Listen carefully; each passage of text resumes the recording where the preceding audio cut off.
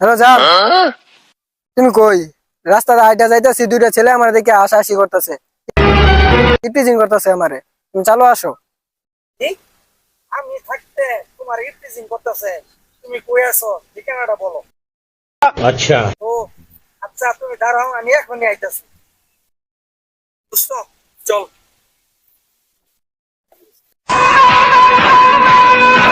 চলো, কে তোমার ইফটিজিং করছে আসছে, ওর বাইরিয়া ঠ্যাঙ্গান নিলে ছুড়ে অ্যালবাম একবারে। চলো। এই, তুমি আমার গার্লফ্রেন্ডের সাথে ইফটিজিং করছো, হ্যাঁ?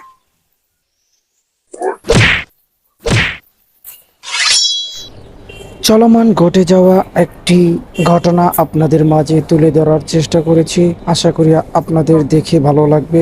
অবশ্যই ফলো দিয়ে পাশে থাকবেন আমাদের।